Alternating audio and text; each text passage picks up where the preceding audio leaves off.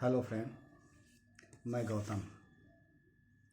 मैं आपके सामने आज इसलिए आया हूँ कि आज तक तो मैं आपको दिखाता था ट्रैवल के बारे में, जगह जगह के बारे में कि ये ऐसा है, ये बनारस है, ये काठमांडू है, इस तरीके की चीज़ों को दिखाता था। लेकिन हम एक दिन बैठे थे और कुछ पढ़ रहे थे और उसमें देश के अपराधी प्रवृत्ति के लोग या अपराध हो रहा है जो, उसको भी बताने की हमारी इच्छा हुई, या हमें देख के बड़ा वो लगा कि ये क्या हो रहा है, और उसको मैंने सोचा कि मैं आप लोगों को बताऊं। इसलिए मैंने ये चीज़ चालू किया। अब मैं पहला एक घटना बताने जा रहा हूं, एक बिहार की, जो पुराना है, समय ज़्यादा बीत गया है, लेकिन है बहुत पॉपुलर, बहुत ही राष्ट्रीय स्तर पर इसका लोग देखे थे, समझे थे, क्रिटिसाइज़ किए थे, राजनीति हुई थी। और एक चीज़ और भी, इसमें राजनीति और अपराध का कैसा गठजोड़ है उसको भी आप देखें, अपने से निर्णय करें कि ये क्या है। ये है फुलवारी गेस्ट हाउस कांड, ये शिल्पी गौतम हत्याकांड जो हुई थी। हत्याकांड नहीं कहेंगे क्योंकि जब कोर्ट ने, जांच एजेंसियों ने कोई कुछ नहीं कहा, तो मैं कह सकता हाँ, शिल्पी और गौतम की हत्या हुई थी, या हत्या क्या, वो मरे थे, उनकी लाश मिली थी, मर गए थे। ये कहानी शिल्पी जैन और गौतम सिंह की है। ये उस समय की बात है जब 1997 में पटना हाई कोर्ट ने कहा था कि बिहार में जंगल राज फैल गया है। उस समय के, उसके बाद लालू यादव हट गए थे और राबड़ी देवी उसकी वहाँ की चीफ मिनिस्टर हुई थी। और राबड़ी देवी के एक भाई थे साधु यादव, जो उस समय सांसद भी हो गए थे, सांसद हुए थे, और ये बहुत ही पावरफुल थे। वो पावरफुल थे और उनकी भाई एक राजनीति में बहुत पैठ थी, और वहाँ के जो युवक थे बहुत ज़्यादा जो राजनीतिक इच्छा पालते थे, वो उनसे संपर्क रखना चाहते थे, उनसे मिलना चाहते थे, उनके साथ रहना चाहते थे। उन्हीं में एक जो गौतम सिंह थे, लड़का 27 साल का लड़का था गौतम सिंह, वो भी चाहता था राजनीति में अपना करियर बनाना चाहता था, और उनसे मिला। गौतम सिंह के पिता डॉक्टर थे, उनका नाम था डॉक्टर बीएन सिंह। वो यहाँ भारत में नहीं रहते थे, लंदन में रहते थे। वो बहुत ही रेपुटेड फैमिली थी। लेकिन ये जो गौतम सिंह थे, बच्चा था, लड़का था, ये यहीं बिहार में रह के अपना करियर राजनीति में बनाना चाहता था। उसने लालू यादव से अपना परिचय किया, लालू यादव से कर रहे हैं, साधु यादव से उसकी बहुत अच्छी निकटता हुई, उनसे मिलना जुलना, उठना बैठना बहुत बढ़िया से हो गया। और उसी की उन्हीं गौतम सिंह की एक दोस्त थी शिल्पी जैन। शिल्पी जैन जो थी, वो बहुत ही प्रतिष्ठित परिवार के, उनके पिता जो थे अच्छे कपड़े के व्यवसायी थे, उनका शोरूम भी था पटना में, और उनकी गौतम सिंह से बहुत अच्छी दोस्ती थी शिल्पी जैन की।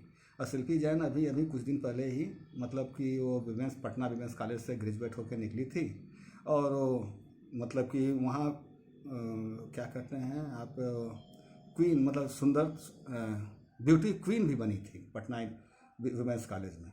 और उसकी इनकी गौतम सिंह से अच्छी दोस्ती थी। गौतम सिंह ने एक बार क्या किया कि भाई, वहाँ पार्टी वार्टी चल रही थी, राजनीति में उसका जान पहचान थी ही। उसने एक दिन शिल्पी को ले जाके सबसे मिलाया, सब वहाँ बड़े बड़े नेता थे, सब लोग थे, सबसे मिला जुला। उसके बाद भाई ठीक है भाई, लोग अपने फ्रेंड को अपने दोस्तों से मिलाते ही हैं, सबसे मिलाते हैं, वो भी यही सोच के मिलाया था। ये जो हम घटना के बारे में कहने जा रहे हैं, एक घटना के दिन, वो था तारीख 2 जुलाई 1999। 2 जुलाई 1999 को वो लड़की कंप्यूटर का भी कोर्स कर रही थी। वो अपने घर से निकली रिक्शा से जाने के लिए। वो जब अभी कुछ ही दूर बाहर गई थी, तो वहाँ गौतम और शिल्पी के जो कॉमन कोई दोस्त था, उसने कार से मिला और शिल्पी से कहा कि भाई आओ, तुम्हें हम छोड़ देते हैं तुम्हारे इंस्टीट्यूट में। उसने कही कि पहले तो मना की कि नहीं ऐसी बात नहीं, लेकिन जब उसने कहा कि वहाँ गौतम भी है, तो उसने तो भाई सोच लिया, भाई जब इसका दोस्त है, हमारा भी दोस्त है, गौतम वहाँ रह रहा है, चले उससे मिल लेते हैं। उसने उसमें बैठ गई, उसके साथ चली गई। लेकिन वो उसके इंस्टीट्यूट की तरफ ना जाके, वो फुलवारी शरीफ गेस्ट हाउस की तरफ जाने लगा। फुलवारी शरीफ गेस्ट हाउस वहाँ पटना के जो जानकार हैं वो जानते होंगे, वो बहुत नज़दीक ही है। और वहाँ उस समय सब लोग जानते थे कि फुलवारी शरीफ गेस्ट हाउस में नेताओं का अधिकारियों का वहाँ केवल रासलीला चलती है, अय्याशी का अड्डा है। वो वहाँ लेके गया। अब वो सबसे बड़ी बात है, लड़की गई थी, सुबह से गई थी, वो अभी तक वापस आई नहीं। उसके बाद वो लोग खोजने, उसके परिवार के लोग खोजने लगे। तभी वो खबर वो गौतम के पास पहुंची। गौतम ने भी खोजना शुरू किया तो उसको पता चला कि वो फुलवारी गेस्ट हाउस की तरफ हो गई है। वहाँ वो सुनते ही वो जान गया कि भाई वो तो भाई सबसे मिला जुला था, सब जानता था। वो तुरंत जान गया कि वहाँ क्या होता है। उस भागते दौड़ते अपने गाड़ी से वहाँ पहुँचा और वहाँ पहुँच के देखता क्या है कि कई लोग शिल्पी के साथ गलत करना चाहते हैं। कई लोग, उसने मना किया, उसका विरोध किया। उसको जब विरोध किया उसके बाद उसने कहा कि मैं पुलिस को बुला लूँगा। उसके बाद भाई जानते ही हैं, जो बलशाली हैं, जो लोग हैं, सामर्थ्यवान हैं, उसको लगे मारने पीटने। बहुत ज़्यादा मार के उसके बाद गला दबा दिए। क्या किए, उसको ख़त्म। मतलब कि क्या हुआ उसके बाद ख़त्म। हाँ, अब फिर घटना जो होती है, ये जो क्या कहते हैं, जो घटना है 3 जुलाई, 3 जुलाई को रात के 9 बजे वो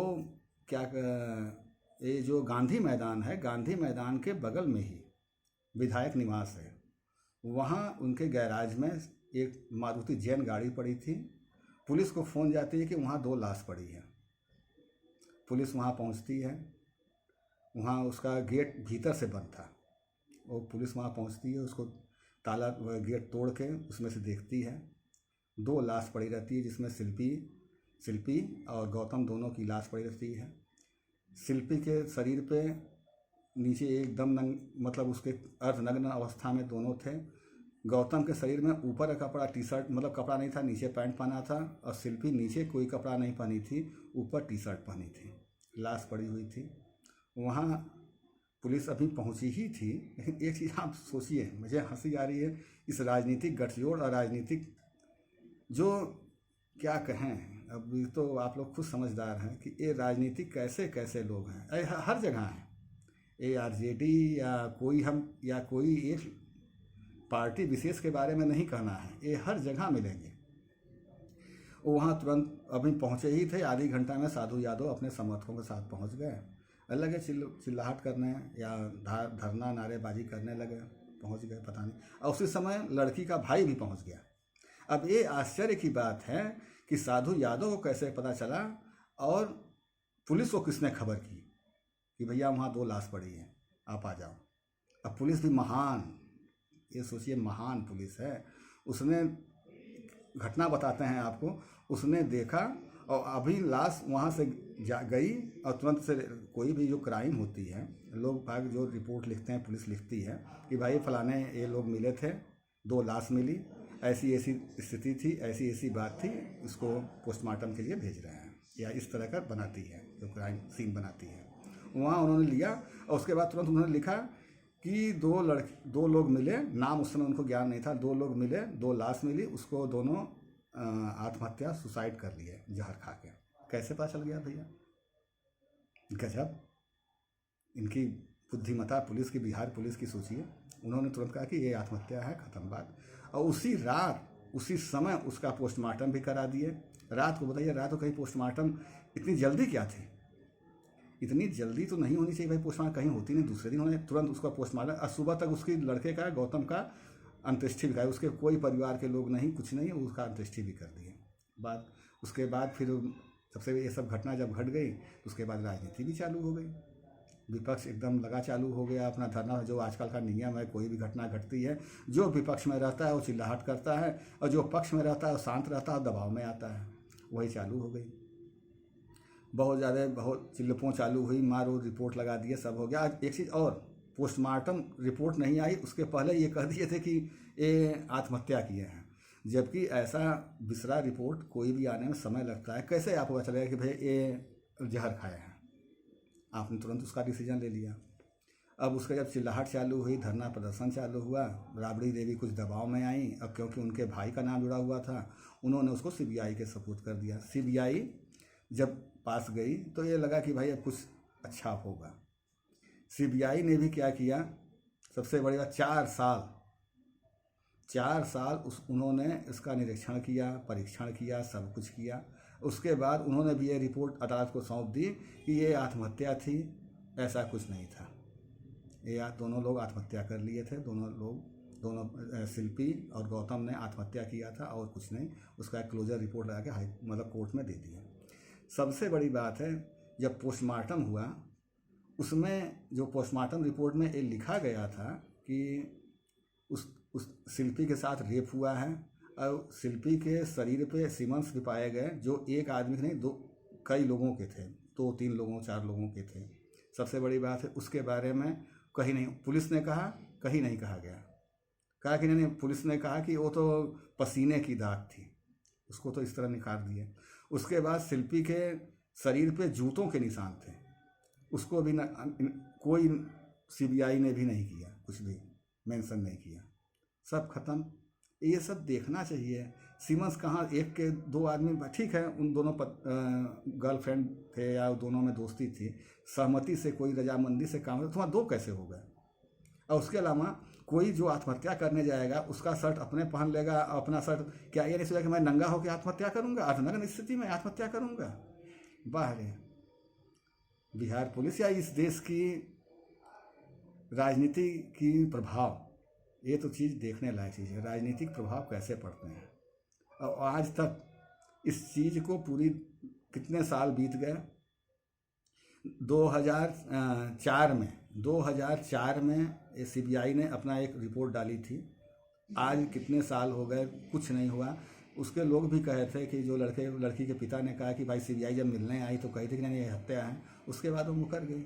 सीबीआई को कभी कभी सुप्रीम कोर्ट ने भी तोता कहा है, लेकिन ये क्या है, समरथ के नहीं दोष गोसाई तो ये चीज़ है, ये क्या बताऊं, अब आप ही निर्णय कीजिए कि इसमें क्या होना चाहिए। एक और घटना, वो जब लड़की का भाई, वो प्रशांत जैन, लड़की का भाई प्रशांत जैन था, उसने अपनी आवाज़ बुलंद करना चाहा, लोगों ने सोचा कि हमारी बहन को वो क्या इंसाफ मिले। उसने ये बात जाके जब मतलब दौड़ भाग शुरू किया, सिफारिश करना शुरू किया, तो उसका भी एक दिन अपहरण हो गया था।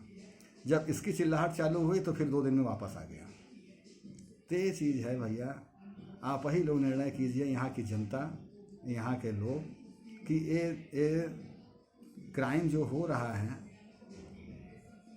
मतलब एक साधारण इंसान क्राइम करे तुरंत जाएगा जेल, उसको मार पीट के पुलिस सब कुछ उगलवा के सब कुछ ठीक कर देगी। लेकिन एक सामर्थ्यवान अगर करता है, मैं उनको नहीं कहूँगा कि उन्होंने किया, क्योंकि जब उनको कोई चीज़ नहीं है। और एक चीज़ और भी, साधु यादव का उन्होंने जो सीमेंस मिला था, अगर डीएनए ब्लड रिपोर्ट लेते और सीमेंस से मिलाते तो निश्चित ही कुछ न कुछ निर्णय होता। भाई वो नहीं होते, अपराधी छूट जाते, कोई बात नहीं। लेकिन वो देने से इनकार कर दिए, वो अपना ब्लड देने से इनकार किए कि उसका रिपोर्ट हो, और उसके लिए सीबीआई या पुलिस वालों ने कभी फोर्स भी नहीं किया। क्या अदालत जाके वो नहीं कर सकते थे? अदालत जाके कहते। आपको याद हो नारायण तिवारी का जब ये केस बना था कि ये लड़का किसका है, तो जब अदालत से लेके डीएनए, अदालत से अनुमति लेके डीएनए कराया गया था, उनका क्यों नहीं कराया गया? क्योंकि भैया फिर कहें, क्या कहूँ, आप ही निर्णय करें, आप लोग समझदार हैं। एक चीज़ और भी, अगर हमें इसी तरह की कहानी सुनना चाहते हैं और मेरे भावनाओं को जानना चाहते हैं तो मेरे चैनल को सब्सक्राइब कीजिए, लाइक कीजिए, शेयर कीजिए। धन्यवाद।